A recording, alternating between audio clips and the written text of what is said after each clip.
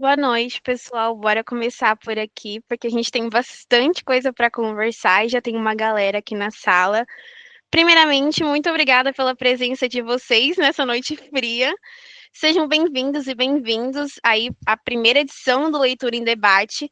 Eu sou a Milena, presidente do coletivo Ruth Cardoso, e junto com os parceiros aqui, Fecafro e Benja, e a nossa convidada, que já já a gente apresenta um pouquinho mais sobre ela, a gente preparou uma noite muito incrível para vocês, então eu espero que vocês aproveitem demais e, assim, interagem, perguntem, e é isso aí, bora lá.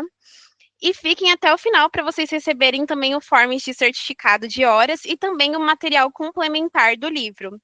Antes de começar aqui, eu vou passar umas boas práticas e orientações também para a gente não se atrapalhar, para que todos consigam compreender e debater também aqui, e sair com uma reflexão do livro Tudo sobre o Amor. Primeiro, preciso que todos desliguem o microfone, já está todo mundo desligado aqui, e liguem só na parte do debate ou da interação, ou se vocês quiserem falar antes, levantem a mão aqui na ferramenta do Meet, e assim que der, a gente chama para poder falar também. E claro, fiquem à vontade para vocês também usarem aí o chat para interagir, para comentar, para trazer a reflexão de vocês ou algum ponto específico que vocês queiram compartilhar também. E por fim, não se esqueçam também de ligar a câmera aí, a gente quer ver o rostinho de todo mundo por aqui e ver a participação de vocês aí, porque é muito importante para que esse encontro realmente aconteça. Agora sim, apresentando um pouquinho sobre o Ruth, quem somos nós, né? Algumas pessoas aqui são da FECAP, outras não. Então, para quem não conhece, a gente é a entidade estudantil feminista da FECAP. Existimos desde 2016, ou seja, há quase 9 anos. Mês que vem, inclusive, a gente sopra a velhinha. E o nosso objetivo é trazer um ambiente mais igualitário, mais unido para as mulheres e meninas estudantes da FECAP, ou fora também, né, da comunidade acadêmica em si, já que a gente faz diversos projetos, palestras, ações sociais, e sempre buscando a igualdade de gênero, perseguindo o princípio da equidade. Inclusive, ainda se você não segue o Instagram do coletivo, acessa lá, coletivo.rutc, e venham conferir assim, nossos conteúdos e ficar por dentro dos próximos projetos, que são sempre gratuitos, sempre aí livre para todos os públicos. Então, confiram lá o nosso Instagram e fiquem atentos. Agora, sem mais delongas, para dar um contexto sobre o projeto em si, sobre o Leitura em Debate, convido a Mari, que é coordenadora de projetos, para apresentar um pouquinho sobre essa iniciativa. Oi, gente. Primeiramente, queria desejar boa noite para todos vocês. E vamos lá. Esse projeto foi idealizado pela nossa querida amiga, a Fernanda Milanese. Ela idealizou o projeto. Então, primeiramente, meus parabéns, Fer. Então, vamos lá. O que é o Leitura em Debate, né? Serão encontros que a gente vai usar para refletir coletivamente sobre algumas obras literárias que tenham mais viés social, político e feminista, obviamente, né? O nosso objetivo com esse projeto é, obviamente, incentivar a leitura como forma de desenvolvimento pessoal e coletivo. Para essa primeira edição, nós temos a participação especial de mais outras duas entidades da FECAP, a agência Benjamin, que é uma agência experimental da FECAP, e o coletivo negro Maria Leal, que é o FECAFRO. Então, vamos começar primeiramente apresentando o FECAFRO. Eu acredito que é a Mafê que vai apresentar, não é isso? E, por favor, apresente aí pra gente. Sou eu, gente, a Mavi, na verdade. Mavi, perdão. Boa noite aí, todo mundo. Apresentando um pouquinho do FECAFRO, é o coletivo negro da FECAP, que leva inclusive o nome da Maria Leal, que foi a primeira mulher negra a estudar, né, na fundação. E a gente gosta de reforçar que o nosso intuito dentro da faculdade é trazer um ambiente de integração e também como uma rede de apoio para os alunos pretos e pardos, e a gente já vem aí de algumas outras parcerias com o Ruth, então estou muito feliz de estar aqui com vocês, principalmente falando de um livro tão bacana que é esse, né? Então, muito obrigada. E sigam o FECAFRO também, quem quiser acompanhar nossos conteúdos, @FECAFRO.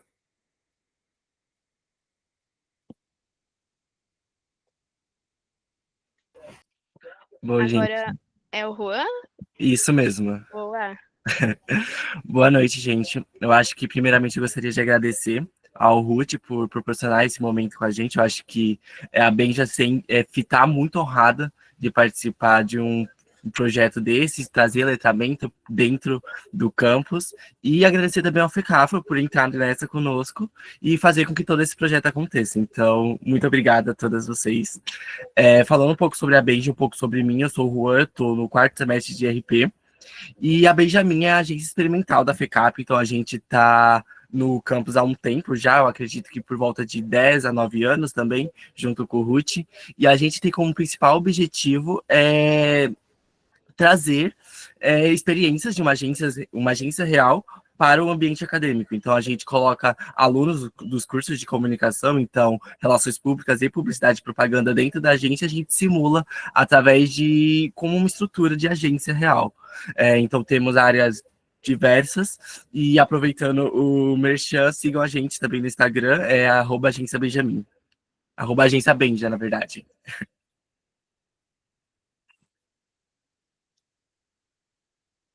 Oi, gente, tudo bem? Eu sou a Gabriela, eu sou a vice-presidente do Coletivo Ruth Cardoso, e eu vou ter a honra aqui de apresentar a nossa convidada de hoje, a Bianca.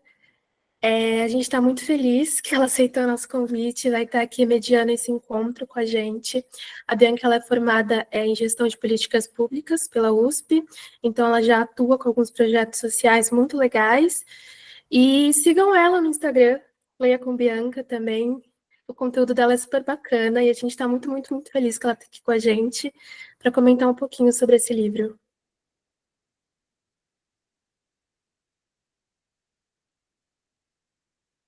Agora o espaço é todo seu, Bianca. Fica à vontade, tá? Ótimo, gente. Obrigada pela deixa.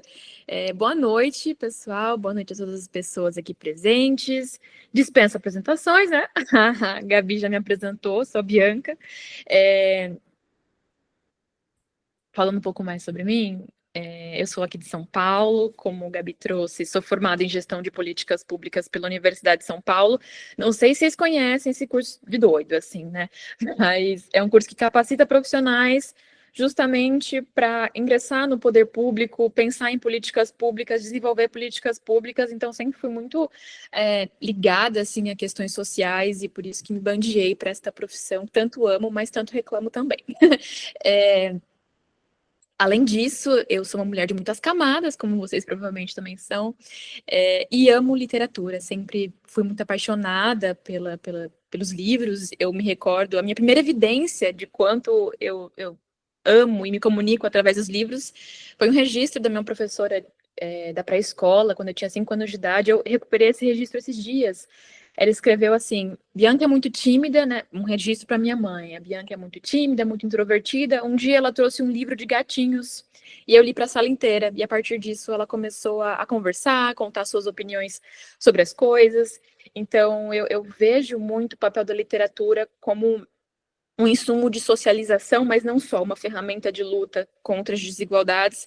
Eu sempre tive um jeitinho mais introvertido de ser, mas sempre quis estar ligada a questões sociais, sempre quis usar minha voz de alguma forma. Então, através da literatura e por meio do meu projeto Leia com Bianca, vocês podem me encontrar nas redes sociais, mas ele é muito mais do que as redes sociais. Eu estou aqui hoje muito por conta disso, de promover essas reflexões sobre raça, classe, gênero, com a literatura fazendo esse fio condutor, né? Saiu uma pesquisa recentemente, em dezembro do ano passado, Retrato de Leitura no Brasil, que pontuou que a gente perdeu quase 7 milhões de leitores nos últimos anos. Então, isso que os coletivos estão fazendo aqui hoje, e agradeço pelo convite, pelo que vocês estão fazendo, que é maravilhoso, é um ato revolucionário, né? Quebrar esse status quo que a gente tem que enfrentar, que são as desigualdades do nosso país. Então, é um ambiente muito privilegiado que a gente tem aqui hoje. Vamos aproveitá-lo. Aí, gente, o que eu pensei para hoje, né? Até conversei com a Milena um pouco sobre isso, que eu queria fazer desse espaço um espaço de diálogo, de conversa e de abertura. Eu queria praticar o que Bell Hooks idealizou, junto com muitos outros pensadores, que é essa forma de educação dialogada e não mecanicista, em que alguém vai falar, vai colocar coisinhas na cabeça da gente e a gente vai só reproduzir. E até por conta disso, eu não trouxe slides que vão pautar a minha fala, eu trouxe muito mais perguntas provocadoras. Então, se vocês quiserem, se sentirem à vontade para abrir a câmera e para a gente conversar como um espaço de clube de livro mesmo. Não sei se vocês já participaram de clube de livro. É maravilhoso. É um babado, um momento de fofocas, críticas literárias. Inclusive, vou fazer algumas críticas aqui, que eu acho que é importante. A leitura crítica, ela parte desse lugar, né? A gente lê, vem dos pontos positivos, dos pontos negativos. Eu quero muito ouvir vocês, porque eu acho que é assim, talvez o repertório nosso se enriqueçam. Então, fiquem à vontade, se quiserem ligar e não me deixar sozinha nesse frio de São Paulo. E aí é um pouco dessa dinâmica que eu pensei. Eu vou trazer um pouco quem foi Bell Hooks, inclusive o slide já está aqui, eu vou começar falando sobre ela.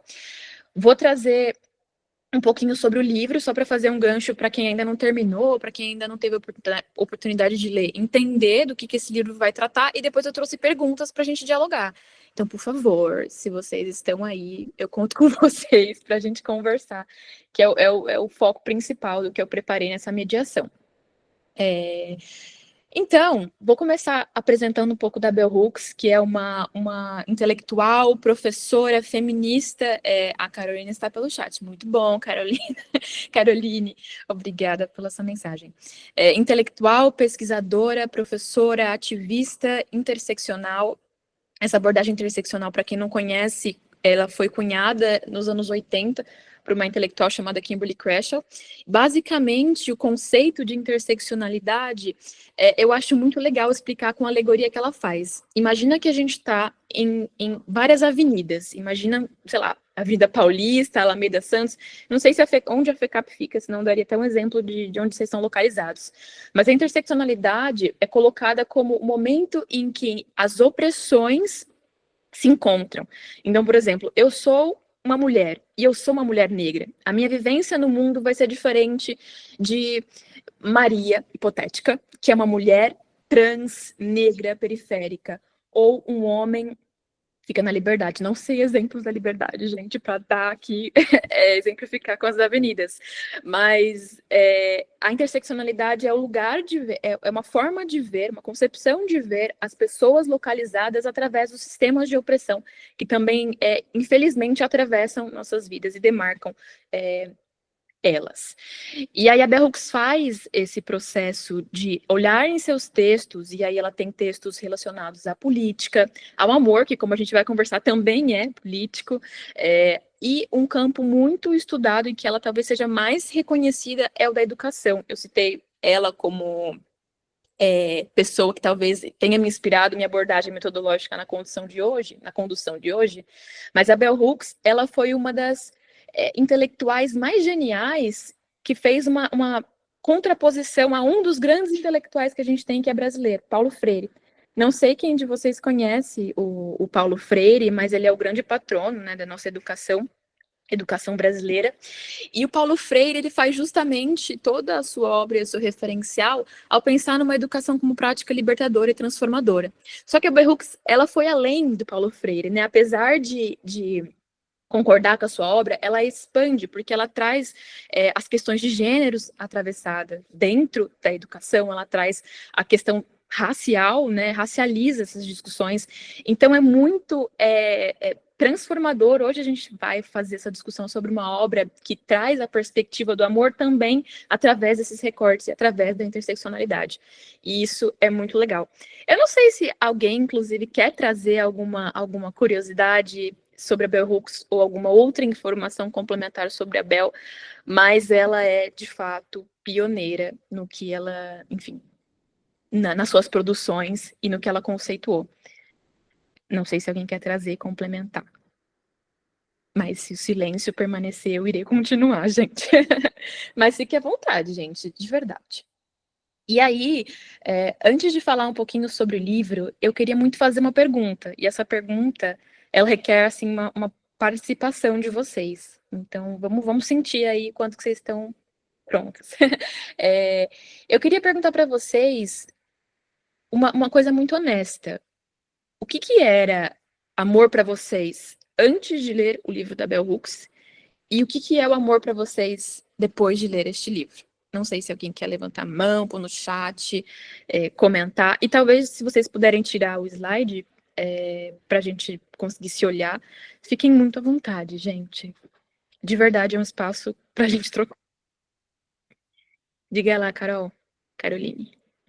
Oi, gente. Eu só não vou abrir a câmera porque eu tô num dia de banho premium, então eu tô toda coisada aqui.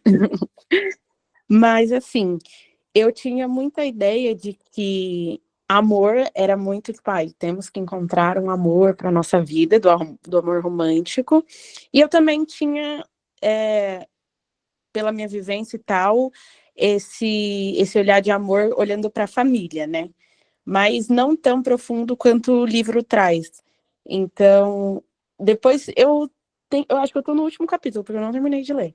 Mas enquanto eu lia, assim, eu ficava, cara, meu Deus do céu, eu até coloquei aqui no chat, como que a cabeça dessa mulher funcionava? Eu queria conseguir pensar e, enfim, ter todas as reflexões que ela tem. Mas foi muito importante para mim ler esse livro, e hoje eu tenho totalmente outra perspectiva, literalmente outra perspectiva do que é amor, e além do amor romântico, porque eu acho que nós, mulheres, a gente tem muito colocado na nossa cabeça que, até como um objetivo de vida, um objetivo de vida é você encontrar uma pessoa e você ter que casar e se realizar com essa pessoa, e se você não encontra uma pessoa, você está no caminho errado, ou você está fazendo alguma coisa errada, ou você está focando muito no trabalho, ou na faculdade, que você precisa ter alguém. Então, eu queria que todo mundo lesse esse livro, e eu estou terminando de ler, eu vou dar para o meu namorado ler, e eu quero dar para minha mãe ler, porque ele é, assim, incrível, de verdade. Eu acho que é transformador ler ele. Você lê e você olha para o mundo de uma forma diferente do que o mundo impõe pra gente, sabe? É isso, galera. Obrigada, Caroline. Demais, demais. Alguém mais quer trazer, gente? Um pouco do que mudou?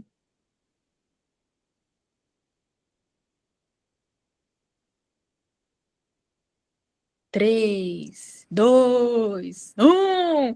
Quanta concorrência, gente! Calma. Todo mundo vai falar. Brincadeiras. Mas eu posso trazer, então, um pouco da minha perspectiva.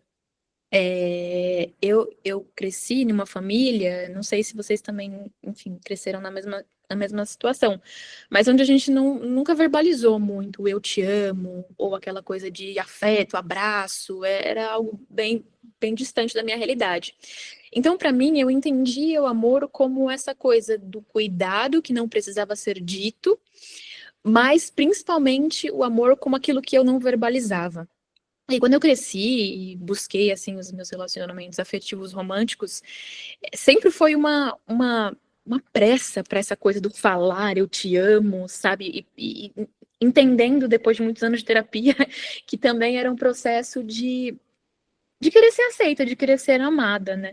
Então, eu sempre olhei muito o amor nessa lógica do sentimento, sabe? Do que acontecia na família, do cuidado. E aí, lendo esse livro, a gente entende que, primeiro, que o amor ele não é uma prática que se limita a pessoas, né? Também pode ser nesse aspecto da sociedade, né? O amor com a natureza. A gente está hoje num momento de grande crise climática, enfim, em que a gente está vendo cada vez mais o quanto a gente é responsável, sim, pelas coisas que estão acontecendo no meio ambiente. Então, esse amor com o meio ambiente, com a sociedade, o amor próprio, que é algo que também vai ser explorado no livro, né? O quanto a gente precisa, enfim, ter essa aceitação, enfim, para conseguir também amar o outro. Mas uma das frases que mais me marcou é uma frase que diz que o amor é o que o amor faz. Então, essa questão da prática. Eu acho que talvez esse livro traga essa perspectiva do praticar, né? E que a gente, enfim, vai explorar um pouco mais hoje. E eu achei importante, para a gente começar, trazer uma frase, começar a falar do livro, né? Trazer uma frase de um grande intelectual que se chama Frantz Fanon. Ele é bom estar aqui na estante, porque eu consigo citar os livros dele, né? Ele é um intelectual que escreveu um dos livros mais conhecidos, assim, do pensamento negro, que é Peles Negras e Máscaras Brancas. Inclusive, é uma primeira recomendação para vocês. Vou citar várias, vocês vão ir anotando, mas depois, no final, tem um slide que eu compilei todos os livros que eu citarei. Se eu não citar algum, também mando para vocês depois. Mas ele diz o seguinte: os sistemas de opressão geram impactos não apenas econômicos e sociais, mas nas vivências pessoais e nas vivências emocionais. E isso é muito importante porque apesar do livro... Ai, meu Deus, espera que eu engasguei. Apesar do objeto do livro ser o amor, localizar essa questão dos sistemas de opressão, capitalismo, machismo, racismo, e localizar quem é a autora que está escrevendo esse texto é muito importante. A Bell Hooks é uma mulher negra, uma mulher anticapitalista, uma mulher feminista, antirracista, e isso tudo é muito importante porque logo no início do livro mesmo, ela contextualiza. O amor sempre foi algo escrito principalmente por homens, e principalmente por homens brancos, né? E é interessante quando a gente para pensar quais foram os meios culturais que chegaram até nós e por quem eles eram feitos, né? Quem que domina a narrativa sobre o amor. E, ao mesmo tempo, é meio que, entre aspas, uma hipocrisia, porque na sociedade, e também isso é trabalhado no livro, geralmente as mulheres são esse elo mais emocional, afetivo, e os homens têm essa racionalidade, né, mumificada praticamente. Então é interessante pensar nisso e pensar quem é que está escrevendo esse livro. Ela é uma mulher negra, e ela está localizada com esse marcador. Isso, é claro, não a reduz, mas isso é muito importante, isso vai atravessar a forma como ela olha para o amor e vai descrever, né, como um ato político, né, a afetividade no campo da política.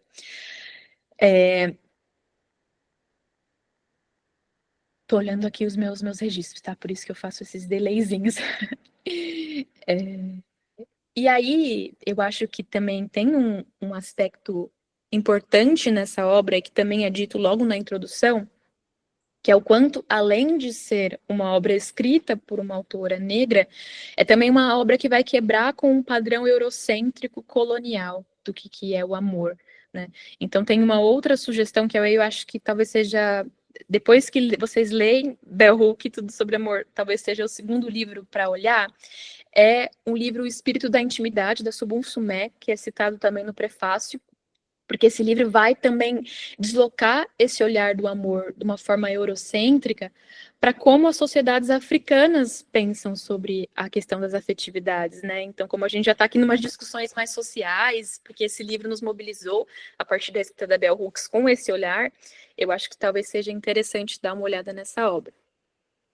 E aí, gente, uma primeira camada, entrando mais nos capítulos que eu queria tocar, é a nossa primeira socialização no mundo, assim que a gente nasce, é pela família. Eu acho que a gente, né, citei aqui, por exemplo, e a Caroline também citou, que a primeira forma como a gente entende o amor, se relaciona com as pessoas, é pela família, por onde a gente cresce, aprende e afins. E aí tem um conceito muito importante, a primeira vez que eu li sobre esse conceito foi nesse livro, que é sobre famílias disfuncionais e famílias funcionais.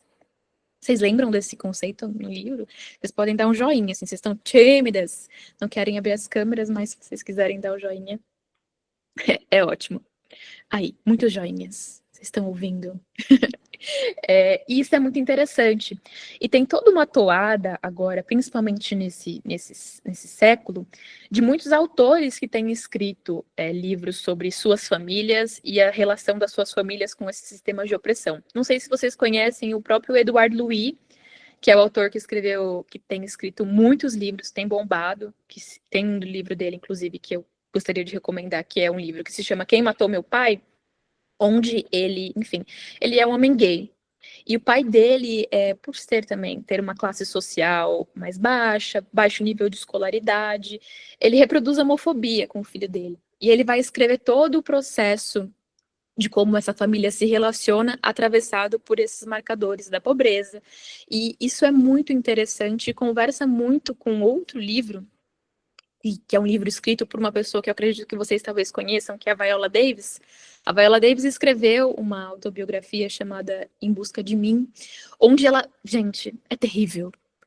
Eu, assim, só chorava. Misericórdia. Mas onde ela vai contar como que ela chegou onde ela tá, mas onde ela vai voltar muito antes para criação dela, para a família dela, né? E como o pai dela agredia a mãe dela e como ela foi crescendo, convivendo com essas questões ao ponto de um dia até intervir, né? E é muito interessante, eu tô até com esse livro aqui, porque eu queria resgatar uma frase que conversa com o livro da Bell Hooks, e o meu jeito de pensar, acho que vale um parênteses, pensar literatura é sempre dialogando com outros textos. Eu acho que isso é muito legal, porque amplia muito nosso repertório e faz a gente, enfim, tecer essa criticidade. Esse é o livro que eu comentei agora, Em Busca de Mim, e aí a Viola diz o seguinte, num trechinho pequeno. Ela fala: existe um abandono emocional que vem com a pobreza e com o fato de ser negro. O peso do trauma geracional e da luta por necessidades básicas não deixa espaço para mais nada. Mas você apenas acredita que não passa de lixo. Esse trecho é muito, muito pesado. E uma discussão que eu fiquei refletindo muito quando li, enfim, o texto da Bell Hooks, e me deparei com tanto a facilidade da gente encontrar o fracasso do amor, né, na literatura. É muito mais fácil a gente achar situações em que os autores colocam esse desamor do que a gente achar. Eu até pergunto para vocês, vocês conhecem algum livro em que o amor é colocado positivamente, a partir de relações estabelecidas? Lua, não. É muito difícil, é muito difícil. Nessa perspectiva que a Bell Hooks traz, da ética do amor, da responsabilidade, que o amor é cuidado, que o amor é respeito, que o amor é reconhecimento, é generosidade, é delicadeza, é gentileza, enfim. É muito difícil. E quando eu leio essa frase da Viola, em que ela traz a questão desse sistema de opressão que é o racismo, e como ele acumula traumas geracionais e emocionais, eu fico pensando, caracas, como é que a gente, com cada um com o seu marcador, né? Aqui eu tô percebendo que a gente está em maioria de mulheres. Então a gente nessa sociedade, infelizmente, sofre do machismo, do patriarcado, da misoginia. Como é que a gente consegue lidar com uma transformação da nossa prática vivendo numa sociedade como essa? É muito difícil. E toda vez que eu lia o livro, eu não sei se vocês também tiveram essa reflexão, ficaram céticas. Eu vou falar no feminino, já que a gente está em maioria feminina. Mas ficaram céticas com a possibilidade de conseguirem ser, de fato, éticas amorosamente, sabe? Eu fico pensando, cara, como que eu vou ser... O Brasil hoje vive numa situação de polarização gigante, né? Ai, petista, ai, bolsonarista. E aí vira uma grande briga. E assim, cada um tem o seu lado, enfim.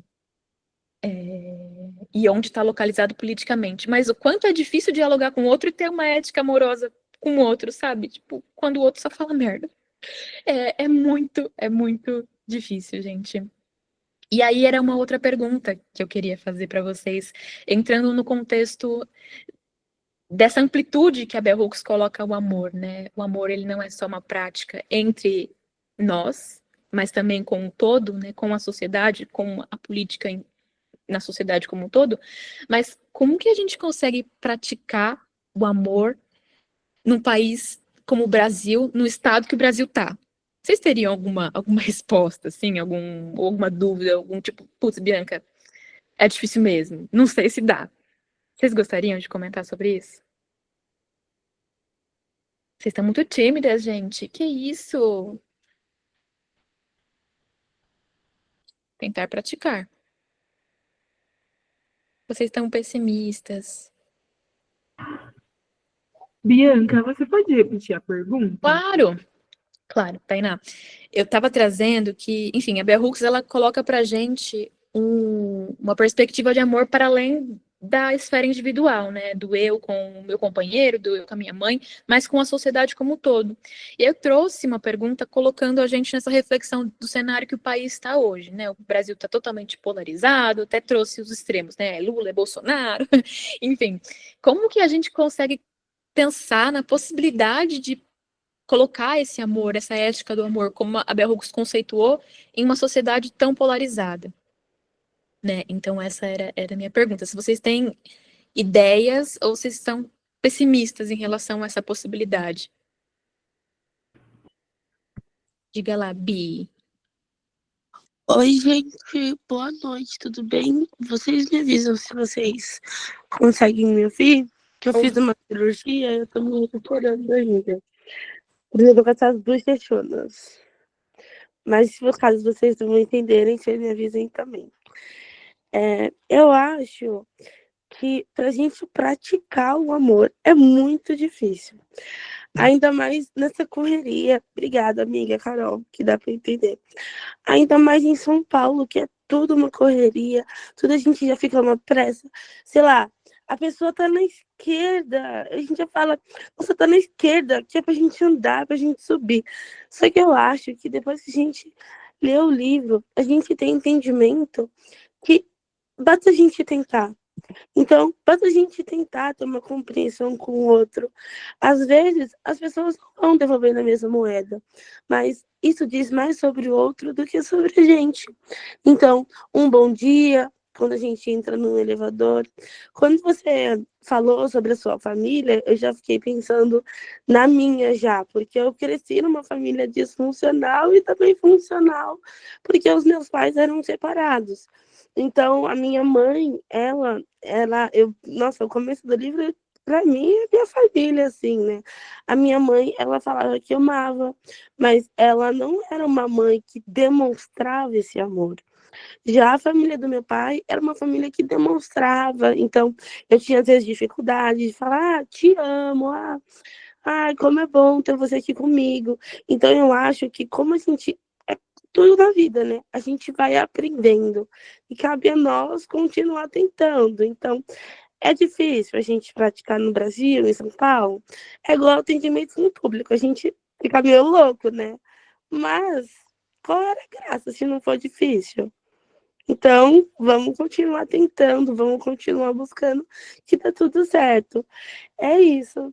Obrigada, tá, gente? Eu que te agradeço. Melhoras, viu? Obrigada. Recuperação. Tainá? Ai, gente, que loucura, né? Eu ainda tô trabalhando, por isso que eu não tô falando muito. Mas eu comecei a ler, eu ganhei o livro da Bell Hooks de uma pessoa que eu nem falo mais. E eu parei de ler no meio, porque eu falei assim, cara, tá me atacando em lugares muito doloridos. E eu falei assim, não vou pagar pra me machucar, entendeu? Não tem condição. Mas esse ponto de como que a gente pratica esse amor, né, baseado na Bell Hooks e tudo mais, para mim, o primeiro ponto é que a gente tem que voltar muito do zero do que é o amor pra gente, né? Porque eu acho que e acho que a Bianca, acho não, né? Porque eu não acho nada, mas provavelmente a Bianca vai poder trazer o ponto de vista dela. Mas eu tenho uma dificuldade muito grande com coisas que são extremamente teorizadas, no sentido de o quanto que amores e relacionamentos, tanto amorosos, de trabalho, devem ser teorizados, sabe? Acho que a gente às vezes perde um pouco a mão dessa teoria de algo que é extremamente fluido e que a gente não tem controle, infelizmente, porque se eu pudesse, colocaria numa planilha de Excel. E sobre essa questão de praticar, né, eu acho que a primeira coisa é a gente voltar muito do zero, que é a parte do autoconhecimento. Acho que é o que está faltando muito, principalmente para a nossa geração, né, que eu acho que você deve ter seus 20 e poucos anos aí também. E também estar mais atento aos nossos contextos. Cara, isso para mim é uma chave muito grande. Eu acho que se a gente estivesse muito mais atento ao contexto que a gente vive, a gente ia ter mais respostas do que a gente imagina, sabe? Então, trazendo até do que a Bia falou, né, sobre a questão de família, da mãe não demonstrar, né? Acho que o primeiro contexto de tudo é famílias. A gente fala de um lugar de onde famílias pretas são muito periféricas, e isso dita muito como que esse amor vai ser dado, né? Tem muito também na questão da base da violência.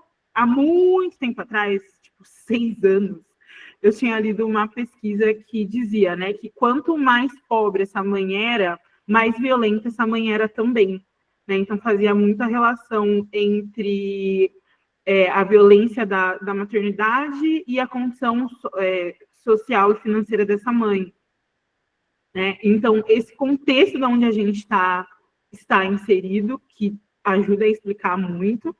E eu odeio essa palavra, cara, mas ela faz muito sentido. Empatia, né? Então, ser empáticos enquanto parceiros, né? E aí parceiros afetivos e sexuais, parceiros de trabalho, parceiros de amizade, parceiros de família, né? Então, se colocar dentro daquele lugar, mas a gente só consegue fazer isso a partir do momento que a gente tem contexto, né? E por último, mais ou menos importante, é que dá trabalho. Eu acho que não tem como, tipo, dá trabalho, e às vezes a gente realmente vai precisar dessa teoria para trazer para a gente essa consciência de que dá muito trabalho, é cansativo e faz parte. Arrasou, Tainá. Antes de passar para o Luan e para a Giovana, queria só fazer uns comentários. Você trouxe muito legal esse ponto, assim, da... Gente, estou correndo aqui. Das pesquisas, né? Saiu o relatório de segurança pública recentemente, e o Brasil, gente, quase triplicou o número de violência contra as crianças, né? Abuso sexual, físico, tá séria a coisa.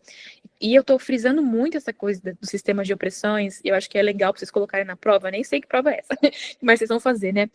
Mas como esse livro é importante, primeiro porque é uma mulher escrevendo sobre amor, e a gente já viu lá no início do livro que é bem raro.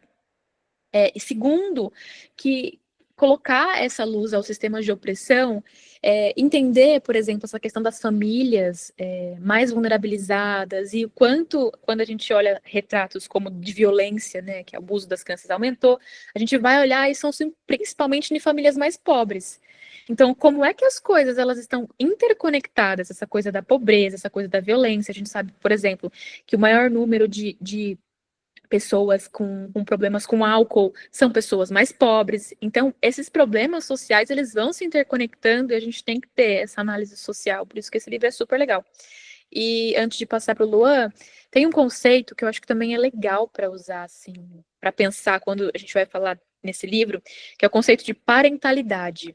Parentalidade é um dado que a gente usa para medir o quanto as relações familiares são positivas. A gente diz, por exemplo, é muito importante que as relações parentais dos pais com as crianças, dos responsáveis com as crianças, sejam positivas e não negativas. Então, isso é bem interessante. Se vocês quiserem olhar mais dados e pesquisas sobre parentalidade, é um tema bem legal. Não sei se vocês fazem TCC, por exemplo, vai que é um tema que vocês queiram abordar e já puxem Bell Hooks também. Diga lá, Luan. Adorei sua foto. Obrigado. Cara, quando você falou dessa coisa de relações, eu fiquei muito pensando, porque assim, hoje é muito difícil, eu pelo menos, me relacionar com pessoas é complicado. Porque eu sou uma pessoa que eu tenho é, muita dificuldade com isso. Ai, tem que conversar. Ai, tem que sei lá o quê. Ai, tem que. Aí eu fico, tipo, meu pai amado, meu Deus. E olha que eu faço comunicação, então fica, tipo, muito distante de uma coisa da outra. E aí, tipo, a Thay trouxe coisas sobre. A Thay e a B trouxe coisas sobre, tipo, relações entre famílias e tudo mais. E eu percebo muito isso, tipo, meus pais, com a minha criação, tá sendo muito diferente com a criação do meu irmão, né? Eu tenho pais brancos, fui eu só adotado, e não que isso mude alguma coisa, enfim, mas é muito diferente, porque, tipo assim, eu tô vendo uma geração que tá vindo, por exemplo, a geração do meu irmão, que, meu Deus, ele fala te amo toda hora, praticamente toda hora, pros meus pais. Ai, eu te amo e te amo, e é assim, aleatoriamente. Eu já sou uma pessoa reservada. Eu não sou muito de falar te amo pros meus pais, pras pessoas. Então, tipo, essa coisa de relação, dá pra perceber que ficou muito diferente, sabe? E quando você fala da sociedade, a sociedade cada vez tá mais complicada. Tipo, parece que às vezes tá. Quando a gente acha que tá dando passos pra frente, na verdade a gente tá dando passos pra trás. Porque, tipo, ai, hoje é tudo muito sobre política, é tudo muito sobre muitas coisas. Você tem que escolher de fato um lado. Ai, ou você tá nisso ou você tá aquilo. Ou você votou no Lula ou votou no Bolsonaro. E aí fica tipo, meu Deus, você não consegue ter conversas reais com pessoas porque é sempre sobre política, sabe?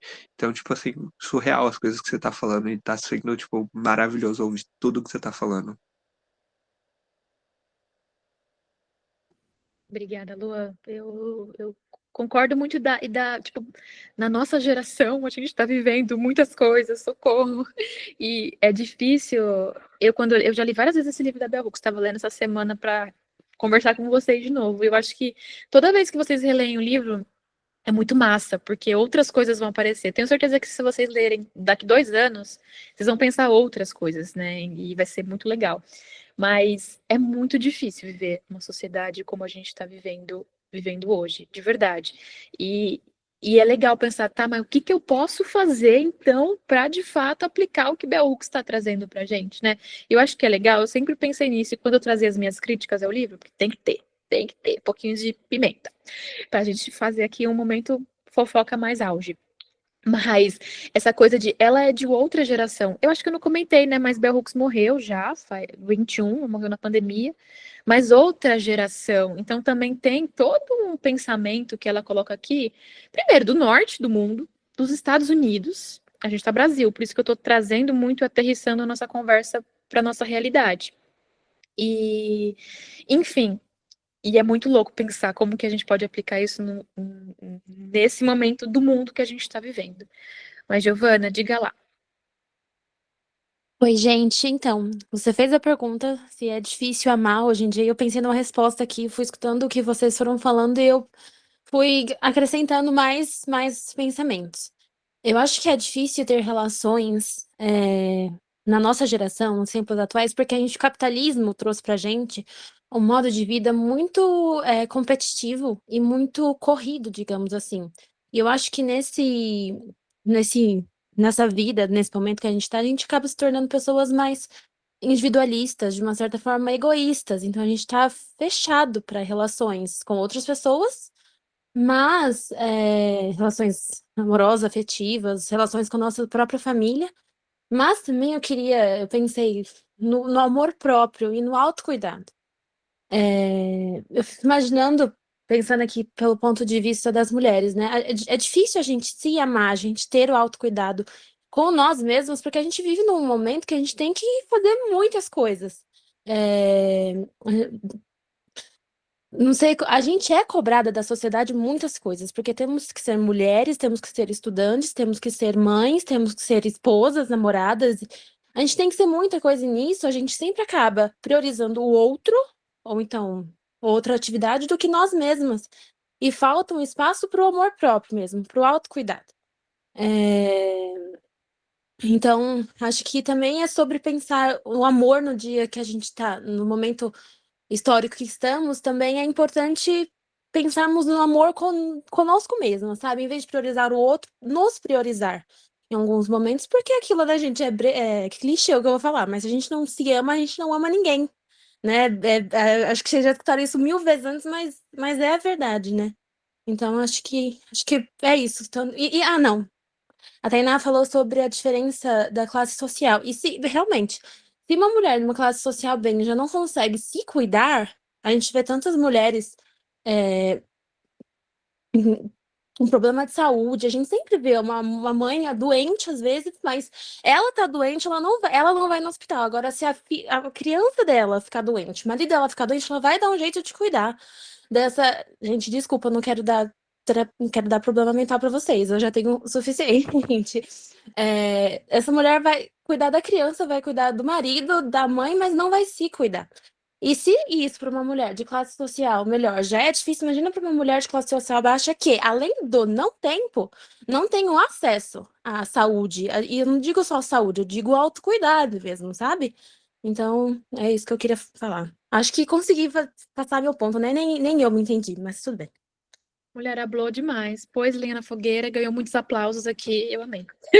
Foi ótimo. Eu acho que você trouxe um próximo ponto que eu queria puxar de pergunta também, que é a questão do patriarcado com o capitalismo, mas tem não lembro qual capítulo, gente, eu nem sou pegada essa coisa de capítulo, tal, mas que traz o capitalismo, e eu lembro que eu fiz um registro, eu sou meio bitolada com essas coisas de post-it, escrevo um livro, eu adoro. Mas é o seguinte, que se a sociedade ela gira em torno da ganância, que se reflete na forma como a gente se relaciona, A gente está se relacionando numa lógica de descarte, porque é isso, né? O consumismo, o capitalismo gira dessa forma, e como que a gente se relaciona, como que a gente, além de viver num contexto, num cenário de desigualdade social, polarização, a gente vive numa sociedade que é capitalista, e eu sou, assim, bem pessimista, concordem comigo aí no chat, se vocês também são, mas da gente romper a lógica capitalista, eu acho dificilmente, do jeito que a gente está estruturado, do jeito que a gente sempre foi estruturado, desde da colônia, né, do nosso país, e da lógica operante. Mas como que a gente vai romper com o nosso jeito de amar, de se relacionar, se a gente está vivendo nessa lógica capitalista, sabe? Então é muito difícil, né? Eu tenho a parte que a Bell Hooks traz, né? Que a gente está numa constante lógica de escassez, de destruição, de competitividade, como que a gente pode, enfim, romper. E aí, a Tainá, eu acho que comentou sobre qual que seria, né, a minha opinião, talvez, qual que seria o meu comentário sobre como que a gente pode romper com essa lógica de como a gente está hoje numa sociedade maluca, endoidecendo, e eu tenho mais dúvidas, na verdade, do que certezas. Foi bom ouvir vocês para coletar as impressões sobre... Bom, primeiro é importante se cuidar, inclusive a Bell Hooks tem uma frase ótima nesse livro, eu não estou lembrada aqui, mas a gente tem que aceitar o amor, a gente tem que nos amar. Ai, meu Deus, eu odeio esquecer. Mas é meio como as vantagens de ser invisível, que a menina fala, que você tem que aceitar o amor que você acha que merece, né? Você tem que amar como você gostaria de ser amado pelo outro. Você quer que o outro te dê flores, te dê tudo que você, enfim, deseja, mas na verdade você tem que ter esse amor próprio contigo. Então vocês trouxeram esse do amor próprio, do autocuidado, das microesferas individuais que a gente convive. Alguém trouxe o exemplo do trem, né? A gente sai correndo, sai da esquerda, vai para a direita, já grita, já entra no braço, já empurra a pessoa. E essas microagressões, elas vão invadindo a gente de uma forma tão maluca. Outro dia eu tava no metrô e alguém me empurrou, meio que me empurrou. Gente, eu fiquei tão abalada, tipo, alguém me empurrou. O que eu fiz pra essa pessoa, meu Deus? Não fiz nada.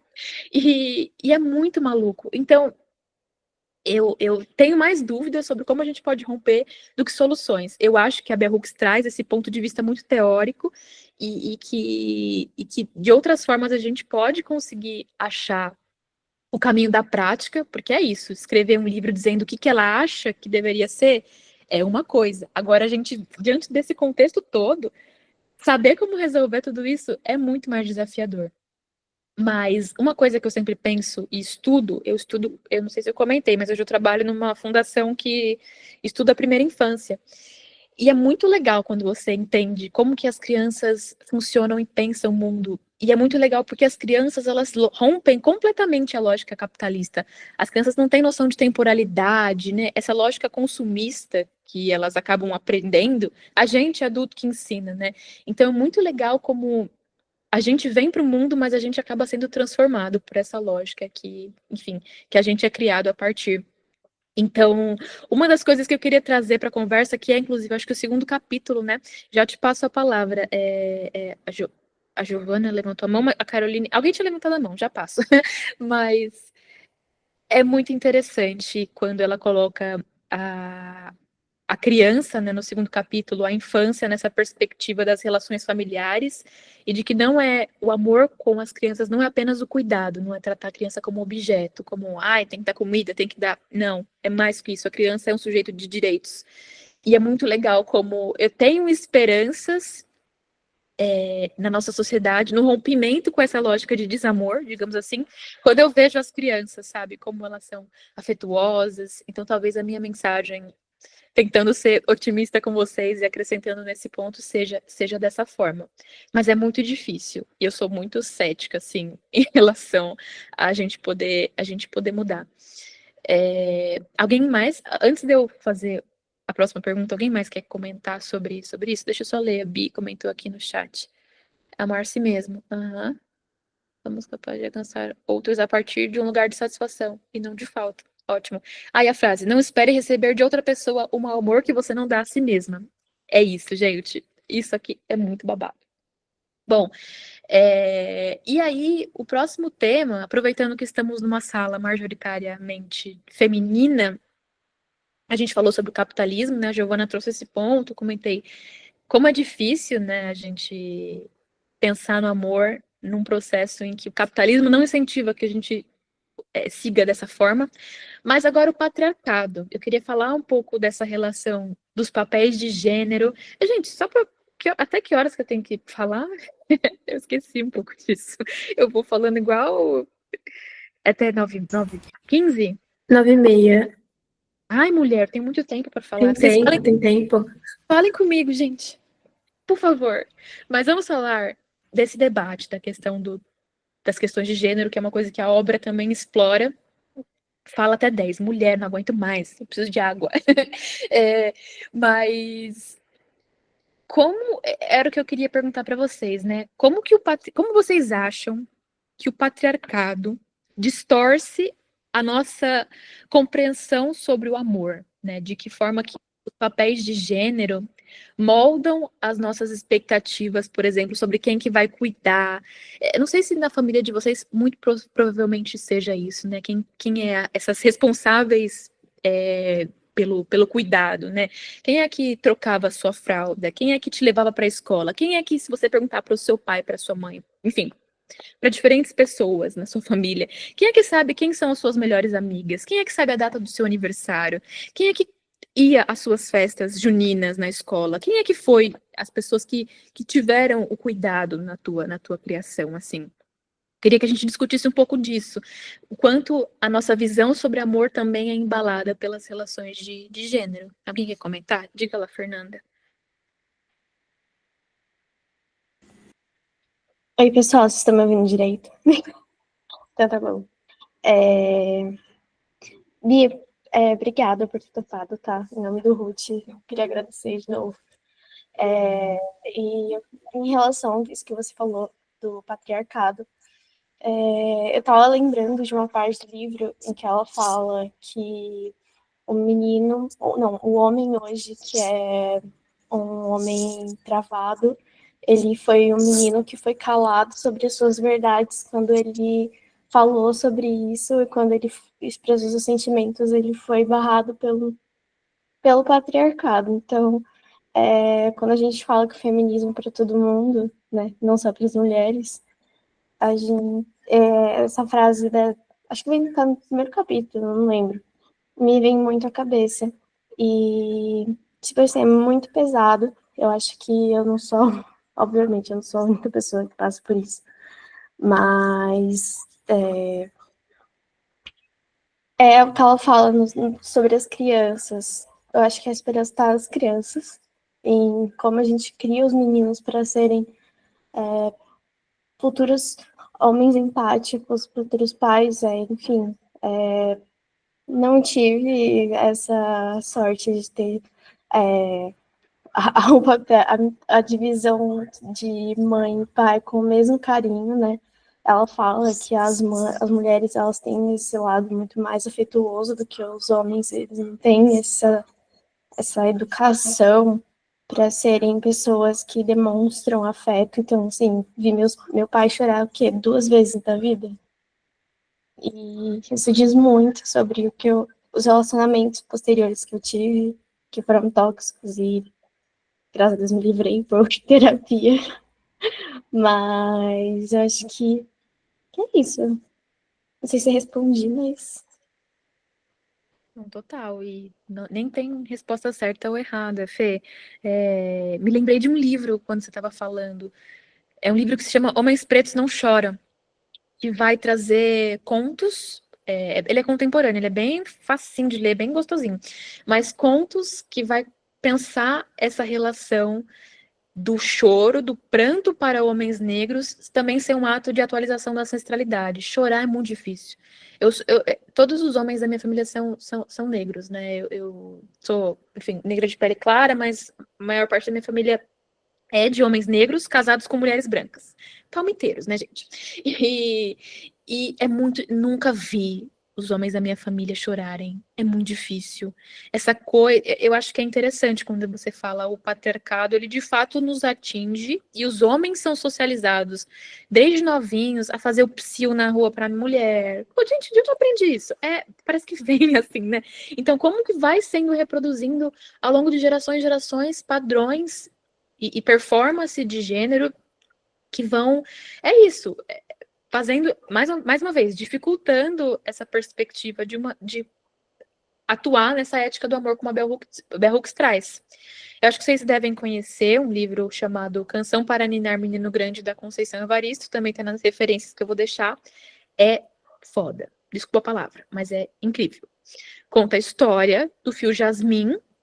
O Fio Jasmin, ele é um homem negro que sofreu, né, na infância algumas questões, e ele reproduz ao longo da sua vida relacionamentos abusivos com várias mulheres. E aí o livro é dividido nas mulheres do Canção para Ninar Menino Grande, da Conceição Evaristo, nome do livro.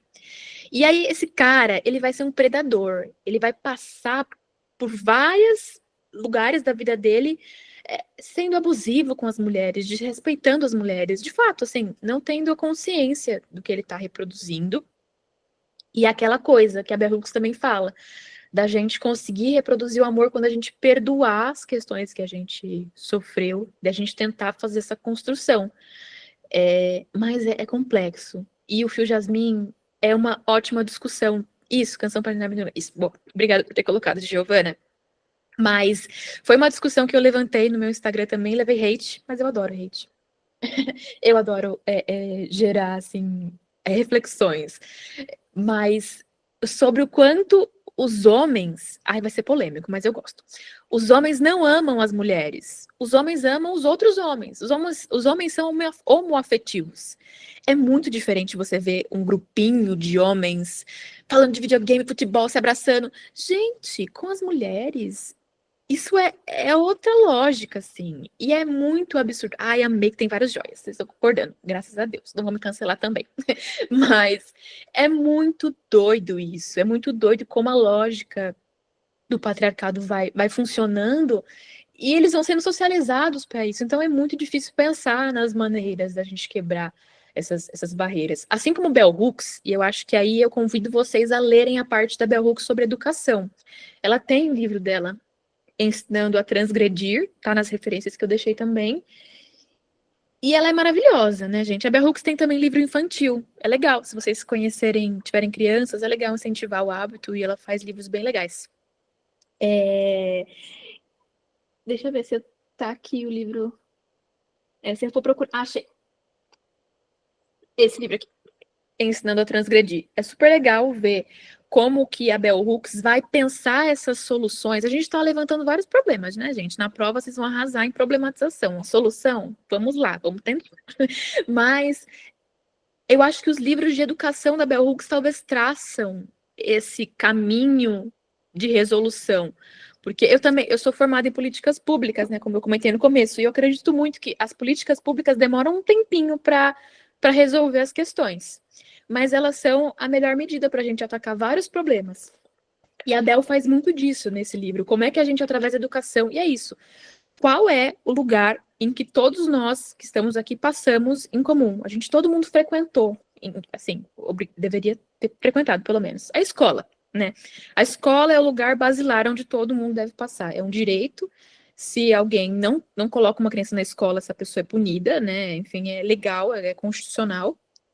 E a escola pode ser um caminho para a gente criar essa prática. Mas aí, pensando no lado dos problemas, se você olha a nossa escola hoje, que caos, né, gente? Porque tem muita coisa não sendo ensinada. Imagina a prática do amor, que inclusive a Bell Hooks traz, né? Amor não é uma disciplina. Será que poderia ser?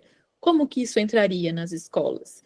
Eu acho que eu fico pensando, quando me perguntaram os caminhos que eu penso, essa questão da escola pode ser, inclusive, um lugar em que a gente pode pensar. As pessoas nas escolas ficaram mais agressivas no pós-pandemia. Micaele, total, assim, é muito bizarro. Não sei se vocês viram aquela série da Netflix, que eles gravam em um take só, adolescência, bizarro, maravilhoso. Mas, gente, o que está acontecendo? Inclusive com os meninos, novamente, né? O que está acontecendo com essa geração. É muito bizarro. Eu estava fazendo uma pesquisa também na empresa onde eu trabalho, que acompanhou o nascimento de crianças desde a pandemia, e eles já estão hoje com 2 anos e meio, assim, a gente está fazendo essas análises a cada 6 meses, ver como que está a relação dessas famílias com essas crianças. E, gente, na pandemia aumentou muito os maus tratos, né, porque é isso, antes a criança ia para a escola, ficava na escola, agora não, na pandemia as pessoas ficaram em casa, e aí o problema de violência doméstica aumentou, problemas de violência contra as crianças aumentou. E aí é bizarro isso, né? Porque a gente entra nesse ponto do abuso e a negligência não podem coexistir com o amor. Essa é uma frase da Bell Hooks do livro. Olha, gente, lembrei de uma, mas é porque essa é muito boa. Não existe amor se existe o abuso, se existe a negligência. E é muito louco você parar para pensar as suas relações até amorosas anteriores e pensar, aquilo não era amor. Ai, como eu sou tapada. Isso é muito legal. Por isso, terapia, gente. Vamos ter que pagar terapia depois desse livro. Alguém quer comentar, antes da gente partir para outras análises, sobre isso que a Fernanda trouxe? A questão do patriarcado, né? Que era a pergunta que eu tinha feito para vocês. Bora lá, Caroline. Eu queria comentar sobre isso das crianças, né, em contrapartida ao que o Luan disse, que o irmão dele vem de uma geração de falar mais de amor, de se expressar. Eu tenho um primo que nasceu no dia 3 de março de 2020, então ele é uma criança da pandemia mesmo. E hoje ele tem 5 anos, 5 anos. E ele é uma criança, assim... É tipo um experimento para mim, ver o crescimento dele, porque na época da pandemia, quando ele nasceu, no ano de 2020, eu criei ele junto com a minha mãe, porque a mãe dele trabalhava ainda presencial, até os 2 anos da pandemia, e ele era uma criança, e aí quando ele foi para a escola, ele se tornou outra criança. Hoje ele faz terapia, e passa com terapia, e não sei se...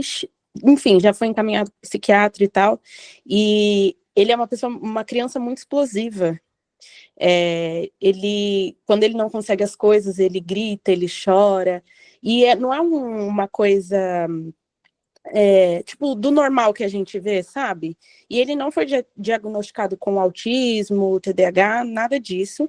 Mas ele se expressa de uma forma muito diferente. E aí, quando ele vem ficar aqui em casa, eu fico analisando de como toda essa construção dele, de ter nascido na pandemia, de não ter interagido com pessoas durante a primeira infância dele, acarretou em tudo isso. Então, a gente senta para conversar com ele, fala, Cauã, quando as coisas não dão certo, você tem que conversar e não sei o quê. E eu acho que essa falta de interação que ele teve durante os primeiros anos de vida dele, trazem muito isso para ele, porque ele se frustra. E aí eu fico pensando, nossa, será que a gente criou errado, ou foi falta de amor e tal, mas eu acho que isso do pós-pandemia, ele foi para algumas famílias positivas, para outras nem tanto, porque eu sinto que a falta de interação com as crianças acarretou todas as consequências que a gente lida hoje com ele, então é muito maluco isso. E outro ponto que eu queria trazer era sobre o patriarcado. Eu entendi que isso existia no momento que... gente, vou me abrir aqui, tá? No momento que meu pai traiu minha mãe e tal. E aí eu comecei a olhar o mundo de outra forma. Porque eu olhava o mundo muito com um viés de religião, etc e tal. E aí eu comecei a olhar e falava, meu Deus, isso aqui não é amor. Tipo, aquilo que eles falavam, né? No caso, gente, eu não quero impor religião para ninguém, né? Mas, assim... Quando eu vivia dentro da igreja cristã, eles falavam muito de amor e não sei o quê. E eu falava, meu Deus, isso não é amor. Depois que eu saí dessa bolha, né? Eu entendi que aquilo não era amor, eu comecei a bater de frente. E depois de um tempo, eu vi o que era amor, e amor próprio, no caso, olhando como minha mãe lidou com tudo, sabe? Então, ela começou a olhar mais para ela, começou a cuidar dela. Ela não cuidava só da casa, enfim, agora, tipo, a vida dela eu faço pilates, vou fazer trança, vou fazer unha, vou fazer isso, aquilo. E isso me inspirou muito, porque eu enxerguei o que era amor fora do amor romântico, olhando para um amor de si mesma, por conta, tipo assim, eu tinha uma visão muito fechada, estava vivendo numa bolha do patriarcado, que eu olhava o amor e entendia que aquilo era, porque foi assim que eu fui ensinado e que eles mostravam que era real. E depois que a gente saiu dessa bolha, eu consegui enxergar que não era daquela forma, sabe? Foi muito bonito ver isso.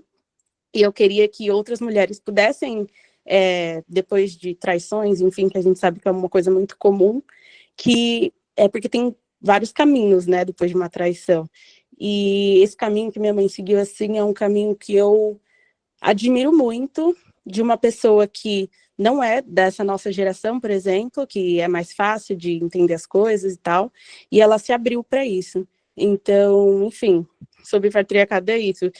Mesmo em meio ao caos do patriarcado que trouxe aqui para minha casa, eu consegui ver esse amor, assim, florescendo, sabe? É isso, galera. É muito interessante isso que você traz, maravilhoso. Obrigada pela troca, assim, e por trazer um caso pessoal também.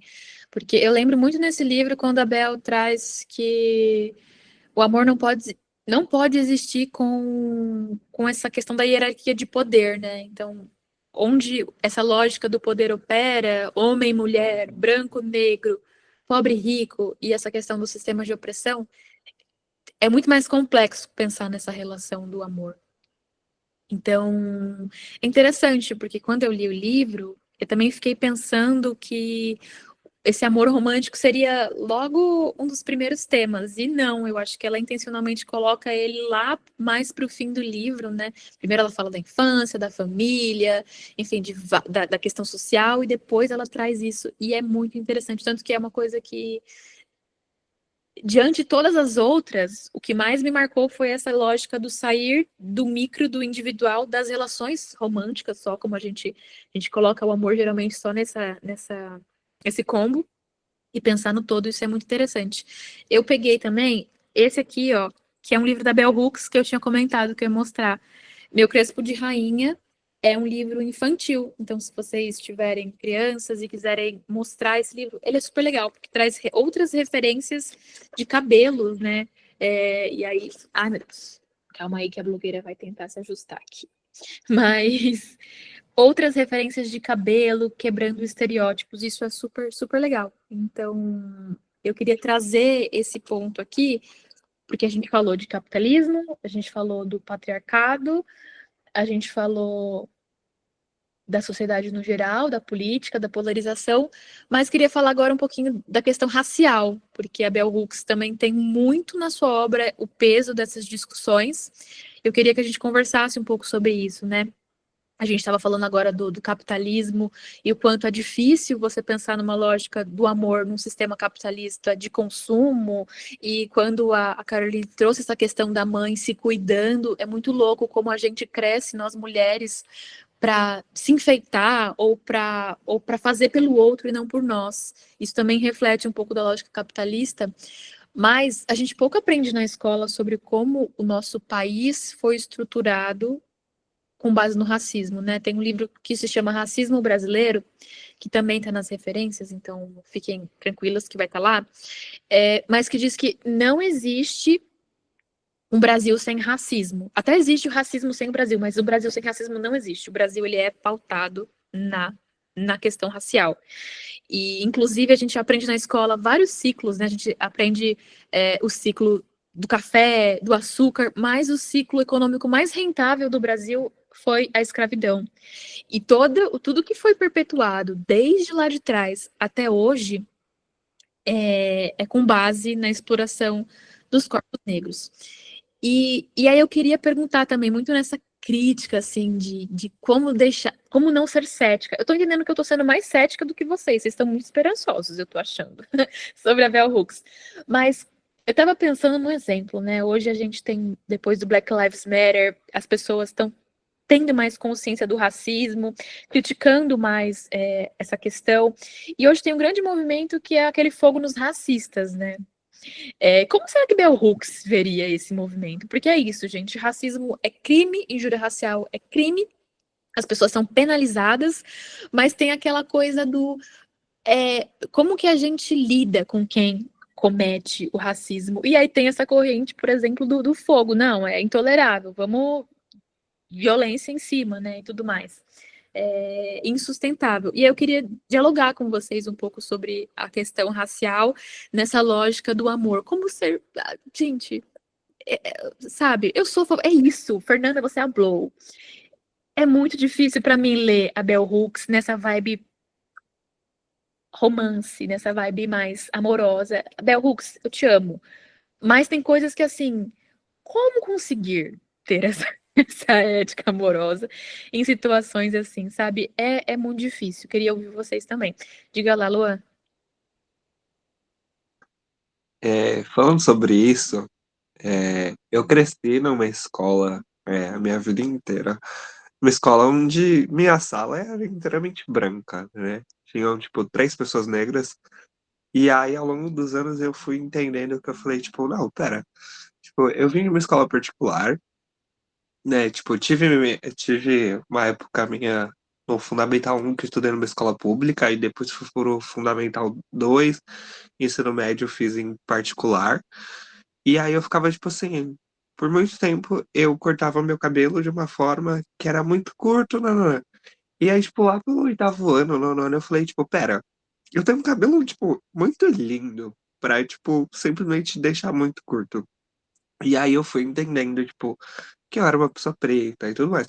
Porque o ambiente em que eu vivia era um ambiente muito branco, sabe? Tipo, minha família, as pessoas que eu andava na escola. E aí, tipo, depois que eu fui entendendo essas coisas como pessoa preta e tudo mais, né? E aí eu entrei na faculdade, aí entrei no coletivo de pessoas negras da FECAP, né? E aí que eu fui entendendo cada vez mais muitas coisas e muitas lutas que hoje eu trago, né? Como pessoa preta, é pela trajetória que eu tive, né? E aí, você falando disso, é, eu sou super a favor da frase fogo nos racistas, porque assim, chegou uma hora que a gente cansa de ensinar toda hora, sabe? Tipo, ai, não faz isso, você tá sendo racista. Ai, não fala isso, você tá sendo racista. Ai, faz isso, faz aquilo. Chega uma hora que você cansa, sabe? E aí tem horas que você quer só simplesmente, tipo, explodir, porque, tipo, e falar, tipo, cara, você tá sendo o maior racista do mundo, cala a boca. Mas não, você tem que parar e pensar, porque vão taxar sempre, ai, a pessoa preta, a pessoa negra é a pessoa que sempre é brava, que sempre explode, e nananã, que sempre tá de mal com a vida. E aí você fica tipo, não, eu só quero, tipo, respeito e você não tá me respeitando, sabe? Então, tipo, quando a gente fala sobre racismo, é muito difícil, sabe? Principalmente em escola particular, faculdade particular, porque cada vez mais a gente tá vendo pessoas que fazem coisas que acham natural e na verdade não é, né? Como, por exemplo, tipo, aconteceu no semestre passado, no nosso evento, que um dos nossos palestrantes foi barrado e teve, tipo, um maior auê, sabe? E aí, depois entendemos toda a situação e tudo mais, só que, tipo assim, foi só, ai, desculpe, eu não sabia. Não, tudo tem um porquê, sabe? Então, tipo, a gente sempre fica nessa discussão e nunca acaba chegando de fato em algum lugar. Porque é sempre, ai, entendemos. Aí dá 500 mil passos para trás, aí a gente entende de novo sobre o racismo e dá mais passos para trás e vai ficando assim, essa coisa, sabe, de não muda. Eu não vejo muitas mudanças assim de tipo, meu Deus, tá na hora de realmente acontecer uma mudança, sabe? Porque muitas pessoas não prestam atenção no que estão fazendo por conta do, ai, é minha infância, ai, eu cresci assim e não quero mudar, sabe? Não, ótimo isso que você traz. Eu concordo com muitos pontos, mas queria passar para as meninas. E aí, antes de passar primeiro para a Caroline, eu quero colocar mais um. Como eu tô vendo que a hora tá passando, só mais uma pimenta, porque elas gostam de hablar e elas vão arrasar nesse ponto. Uma das principais críticas que eu tenho ao livro da Bell Hooks é quando ela traz a questão do trabalho, e é bem polêmico. Porque a Bell, ela vai trazer essa lógica da gente ter que experimentar a satisfação nos campos da nossa vida e que a gente tem que se comprometer com o trabalho, seja ele qual for, né? Essa é uma passagem que ela diz. E é muito difícil, né, gente? Porque a gente vive numa sociedade capitalista, como eu já disse, a gente já disse, todo mundo reforçou. E quando eu penso, minha opinião é quando a gente reforça essa lógica de trabalho por propósito, na verdade a gente está só fazendo uma manutenção da opressão, né? O que é bizarro. Então eu não curto muito essa pegada do que ela faz. Eu tenho uma frase que fica assim na cabeça, lembrando da Carolina Maria de Jesus, do livro Quarto de Despejo, que ela fala: eu cato papel, mas eu não gosto. Então eu penso, né? Eu penso que eu tô sonhando. Eu penso que isso é um faz de conta. E que coisa maluca, né? A gente pensar que o trabalho e a prática do amor pode ser algo totalmente forçado e totalmente que acaba punindo a própria classe trabalhadora. Eu queria colocar essa pimenta antes de juntando com racismo, porque a gente sabe que tem uma questão racial forte aí, e juntando essa questão do trabalho. Diga lá, Caroline. Gente, vamos lá, né? Eu tenho muitos pontos. Porque, assim, acho que o primeiro ponto que eu já ia trazer antes mesmo de você tocar nesse assunto de trabalho. Eu tenho uma trajetória, né, de que eu cresci na igreja com pessoas brancas, de classe média, tudo mais. Então, eu tinha esse contato. Sempre estudei em escola pública, mas era uma escola pública que não tinha tantas pessoas negras. E hoje estudo na FECAP, que eu acho que vale abrir um parênteses aqui, eu sou da época de 2022, então foi bem pós-pandemia. A gente até usou máscara em alguns momentos na faculdade e tudo mais.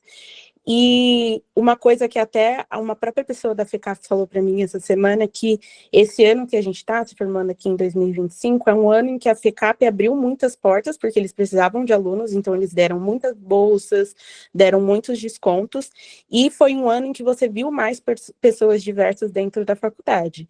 E conforme os anos foram passando, isso foi não só consequência das bolsas e tal, mas de todas as políticas públicas e tudo mais, mas esse ano de 2022 em específico, foi um ano em que eles abriram porque eles precisavam de pessoas, independente do que era o perfil FECAP antes da pandemia. Fechou o recorte. Aí eu ia trazer sobre o assunto do mundo corporativo, que eu acredito que todo mundo aqui da FECAP é muito voltado para isso, porque a nossa faculdade é voltada para negócios e tudo mais, mesmo para quem estuda comunicação.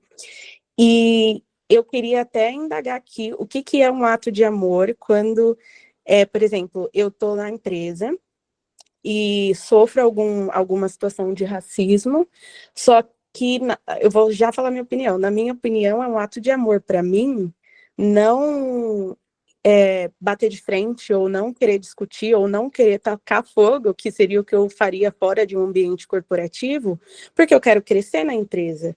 E eu sei que eu ser militante na empresa não vai ser um ato nem de amor para mim, porque eu posso me colocar em uma situação complicada e, enfim, posso colocar pedras no meu caminho, digamos assim, como se eu estivesse colocando pedras, né? Óbvio que não, mas seriam pedras no meu caminho a depender da minha ação.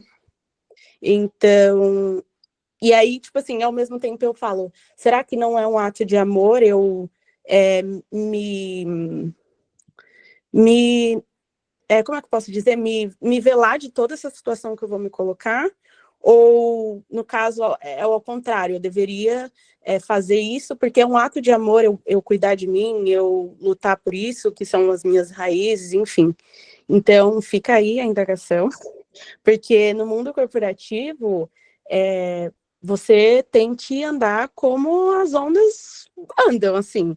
Então, se você não souber, se você não ter essa postura, isso falando como uma mulher preta, assim, as pessoas vão te olhar como uma vítima, sabe? E não como protagonista e etc e tal. Mesmo tendo todas essas ações de afinidade, grupo de afinidade, etc e tal, que caiu um pouco esse ano, depois do que as empresas entenderam que diversidade não é um pilar, né? Por conta, vocês sabem do quê. Então, eu acho que isso é uma coisa que eu olho com muito cuidado. Porque, e eu acho que eu olho com muito cuidado por ter crescido na igreja com pessoas brancas, então eu me portava de jeitos específicos para ser aceita ou não ser aceita, e é isso. E eu só queria fazer mais um recorte aqui, que quando eu entrei na FECAP, eu entrei com muito medo, né? Não sabia o que ia acontecer e tudo mais. E tinha um coletivo que se chamava MAAB, acho que era assim, na FECAP.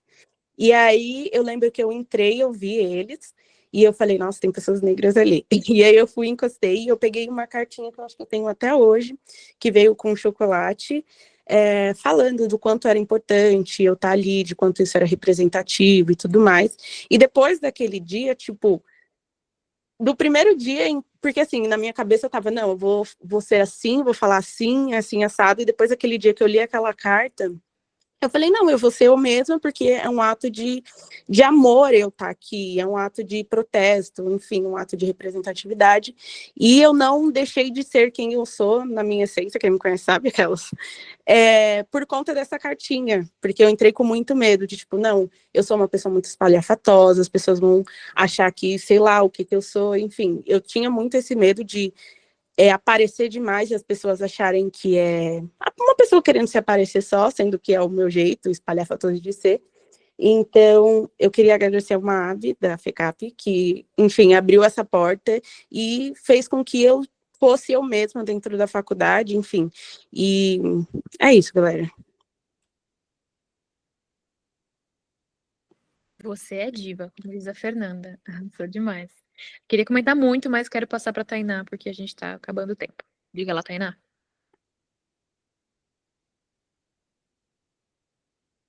Ai, gente, eu perdi aqui, mas era só para dizer, tá respondendo a Carol, né?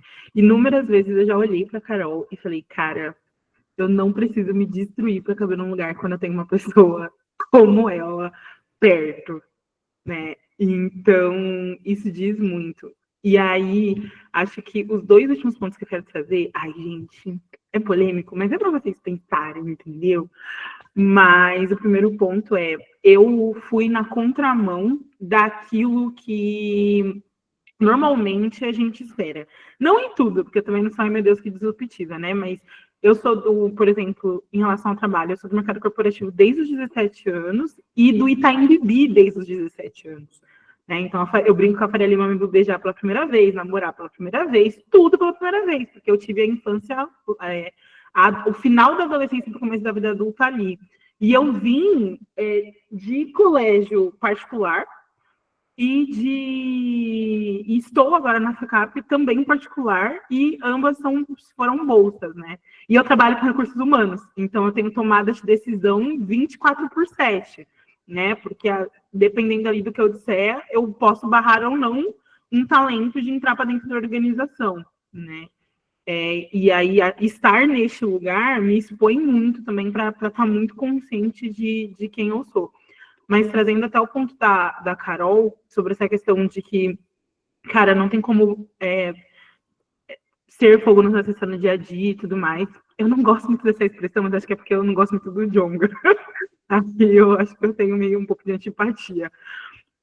Mas realmente, assim, a gente tem que ser muito consciente de que, cara, ou a gente, já dizia Beyoncé, né? Ou a gente constrói a nossa própria mesa, ou a gente sempre vai viver na corda bamba, entendeu? Na corda bamba de, cara, à mercê das outras pessoas, sabe? Então, por exemplo, uma das coisas que, gente, vai chegar, eu tô sentindo, mas uma das metas que eu coloquei é consumir coisas de pessoas pretas. Então, por exemplo, meu psicólogo é negro, minha professora de inglês é negra. Os meus médicos eram negros quando eu tinha convênio, então eu tinha uma médica geral negra, meu dermatologista era preto,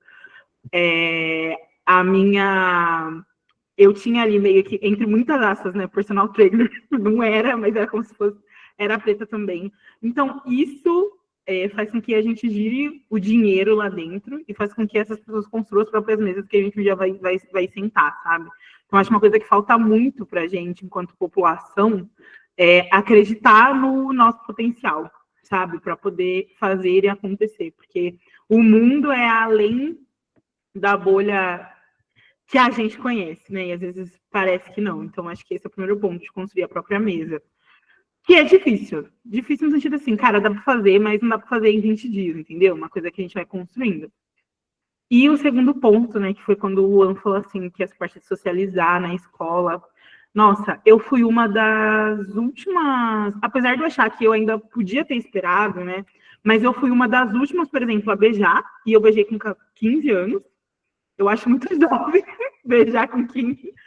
E eu fui uma das últimas a fazer sexo, assim, que foi com 18 anos, né? Quando eu tinha amiguinhas dentro do colégio, e imagina, já beijava, já namorava. Eu nunca beijei e namorei dentro do colégio, né? Então, essa socialização hoje nitidamente impacta nas relações que eu tenho. E eu passei por todas as fases, né? A fase de que não se gosta, a fase de que tudo bem, eu me entendo enquanto mulher e pretinha e não tem igual. Aí a fase da hipersexualização, a fase que você só se relaciona com homens brancos, a fase que você não se relaciona, aí a fase que você se relaciona, que você pode se relacionar, mas aí você tem. Entendeu? Então, eu passei por todas essas fases. E hoje é um trabalho, assim, muito grande, com a terapia, inclusive, de tipo assim, cara, em calma, né? Ainda somos indivíduos, antes de tudo, e a gente precisa cuidar ali da gente em relação a isso, né? E o terceiro é que é isso aí, né? Não dá para ficar educando as pessoas, e aí eu também já sou um pouco grossa nesse sentido, entendeu? Acho que às vezes a gente tem que ser, assim, um pouco mais grosseiro em relação a isso. Eu tô aprendendo a ser mais. Eu ainda acho que eu sou muito bestinha, mas estou aprendendo a ser grosseira em relação a isso. E por último, gente, por último mesmo, tá? Mas eu quero só resgatar um ponto de lá de trás, quando a Bianca falou sobre. Como é que é, gente? Ai, o quanto o patriarcado influencia nas relações e tudo mais. Gente, essa volta de energia feminina, eu vou contar um negócio para vocês, isso é muito esquisito, né? E isso é mais esquisito ainda quando a gente fala de mulheres pretas, no sentido assim, gente, eu sou a Bianca, vocês não estão me vendo, né? Mas tem gente aqui que já me viu pessoalmente. Eu sou uma mulher preta de 1,70 m de altura e 100 quilos. Né? Então, assim, eu não tenho a aparência da mulher delicada, nananana, mesmo que ali no off, né, a gente seja.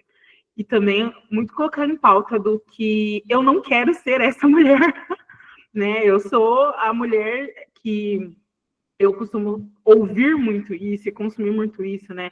Tem uma página, eu vou inclusive deixar aqui, gente, que essa página é muito verdadeira, que chama Minona, e essa página fala muito dessa questão de feminilidade enquanto mulheres pretas, então ela deixou bem claro que o público dela é mulher negra, sobre a questão de que, tipo, o maior feito, né, de ser uma mulher é ser uma mulher que conhece os próprios feitiços, né, então conhece com que ela pode jogar e tudo mais. E o quanto essa cultura que tá voltando, tá tirando esse poder que tanto, né, foi pedido para ter. Então é isso, gente. Boa noite. Arrasou muito. Vocês duas, gente. Que aula. Que aula. A Bell Hooks estaria muito feliz com o que vocês trouxeram. Porque é isso. Acho que a gente fechou talvez de chave de ouro, assim, trazer a questão da mulher negra, né? Então, acho que o que a Tainá traz, eu não vou ficar comentando tudo, apesar de querer muito, mas essa questão que a Bell Hooks traz do amor próprio, como isso funciona para as mulheres negras, né? Tem as questões da solidão da mulher negra, os atravessamentos que as mulheres negras passam e as particularidades dessas vivências, e como que isso também é mais uma barreira, mais um degrauzinho para a gente pensar nesse ponto que a Bel traz. E a questão corporativa, que a Caroline trouxe, eu também queria comentar, porque eu estava folheando aqui, e aí é a minha reflexão. Ela pergunta, a Caroline falou, bom, será que eu tinha que me posicionar? Será que a ética amorosa no ambiente corporativo, cujo existe uma hierarquia, uma lógica capitalista por trás, será que isso é ter uma perspectiva amorosa a partir do que a Bell Hooks conceitua? E aí tem essa frase sobre onde o desejo do poder é primordial, o amor está ausente. Então, talvez não faça sentido a gente pensar nesse lugar como a possibilidade de poder ter abertura, de ter uma lógica de amor, sendo que ali é predominante essa lógica de hierarquia. Então, talvez não faça sentido mesmo, sabe? E aí, para fechar, eu queria deixar algumas indicações. Gente, é horrível fechar assim, quando tá super aquecido, eu tinha mais perguntas, um monte de coisa, a gente pode depois falar de outros livros, já tô me autoconvidando pro próximo, sim, talvez, quem sabe, mas algumas algumas coisas aqui, tá? Então, Canção para Ninar Menino Grande, que foi o que eu disse da Conceição, daquele bofe que acaba com as mulheres.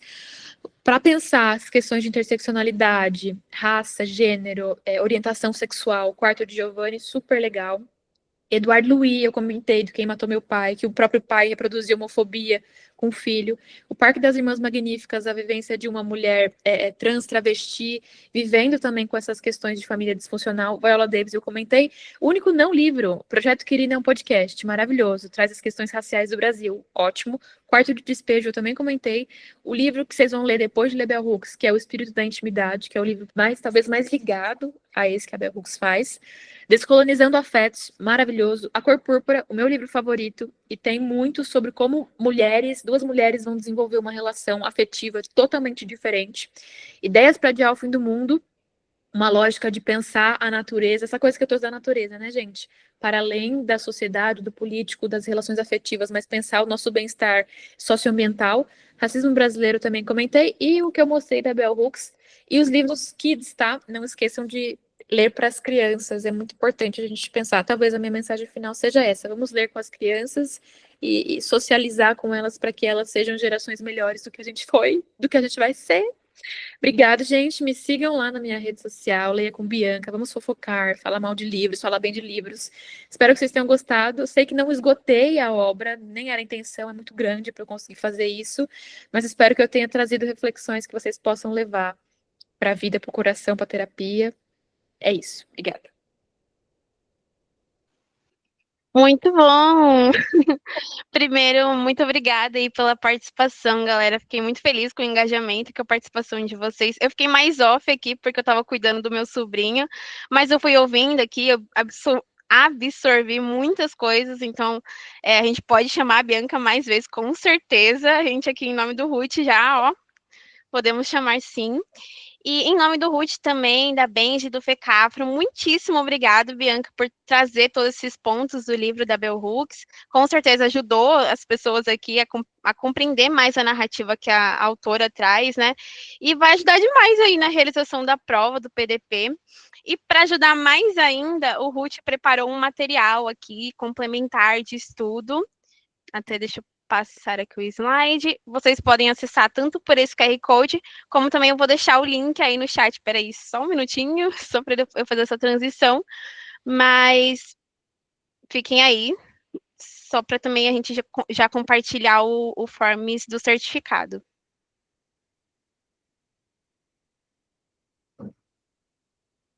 Bianca, você arrasou. Muito. Estarei te seguindo agora. Vocês que arrasaram. Demais, gente. Parabéns. Não conhecia a FECAP. Amei que tem coletivos muito organizados, pretinhas, mulheres. Parabéns pela iniciativa, gente. Gente, passando aqui também. Quer falar, Gabi? Gente, muito obrigada por quem ficou até agora. As horas complementares para vocês preencherem o formulário com certificado. E agradecer a Bianca novamente também. Eu vou mandar aqui no chat também o link, gente. E é isso, gente. Boa noite para vocês. Ah, uma coisa. Eu queria só... eu queria... Já que a gente está online, né? Não dá para tirar uma fotinha com todo mundo. Eu queria tirar um print. Então, se vocês puderem ligar a câmera, quem puder, só para a gente registrar esse momento. Bora tirar uma fotinha. Bora lá, gente. Não tem problema. Eu tô na minha melhor versão. Peraí. Conta 1, 2, 3, miga. Tá. 1, 2, 3. Foi. Aê. Exato. Tchau, gente. Obrigada, gente. Tchau, gente. Boa prova, viu? Tirei 10. Obrigada. Tchau, gente. Muito obrigado. Obrigada, Tchau, gente. tchau.